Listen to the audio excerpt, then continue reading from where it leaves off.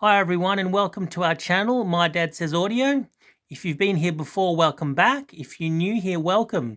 Today we'll be taking a look at my dad's drivers, KEF B139 woofers.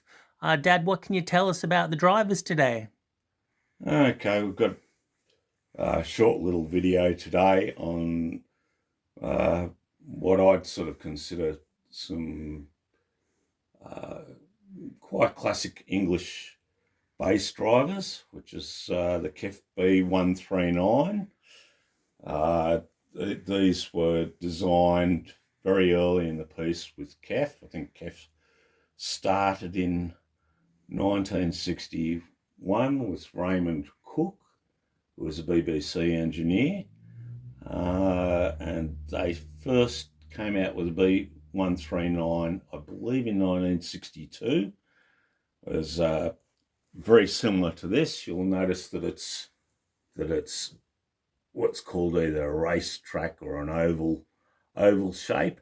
And the remarkable reason they actually made it this shape was because there was a tax determined by the width of the actual cabinet. So to get around it, KEF designed an oval track so the cabinet wouldn't be too wide and therefore attract a tax or an additional tax on it. It's interesting that that's the reason that they actually made it the oval shape. It's interesting with the diaphragm. It's a polystyrene. You can actually see on this one.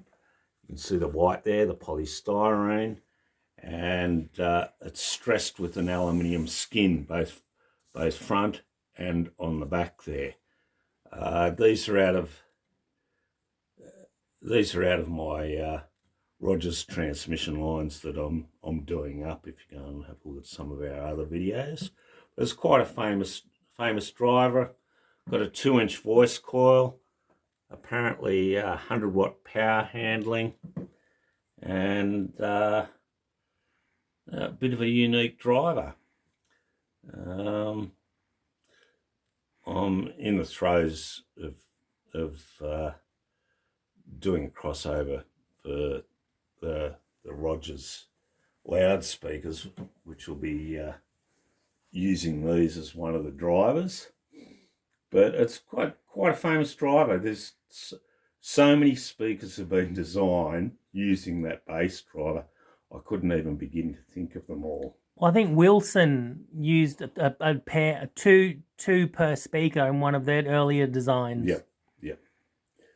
Yeah, these ones have got a 1978 date code on them.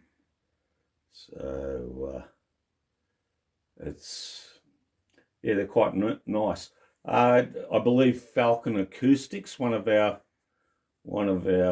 subscribers, noted that Falcon Acoustics have reissued it, so it's not totally like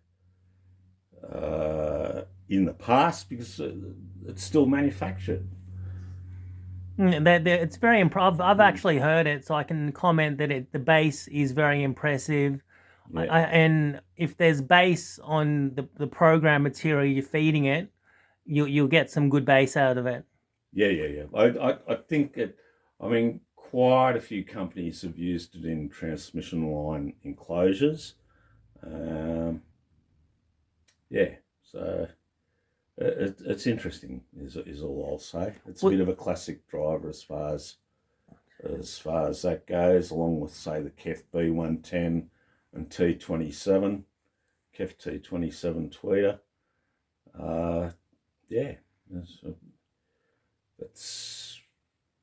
I'm looking forward to actually getting these ones going. Well, I heard, was it the concertos they're in? Yeah, well, I've had 3 pairs. You've owned 3 pairs of concertos, yeah. Which is quite fun. When I was just a young kid, my dad got me and said, he put on that, was it Caverna Magica? Yeah. And it's got a lot of, it was on vinyl. It had a lot of bass on the record, and I was like, wow, it was really impressive. Yeah. That's before I got into audio. I mean, I could tell it was something special. And if you go way back, the young Sprog here got to my concertos when I had the cover off them and pushed the T27 dome in. Yeah, I woke up one morning and both tweeters are pushed in. He must have figured it was a button. Oh, you push that button, away we go. No, I was ahead of my time. I was inverted dome tweeter. All right, guys, that's pretty much it for today. If you enjoyed this video, please consider liking, commenting, subscribing, and sharing. All right, everybody, until next time, have a good one. Bye.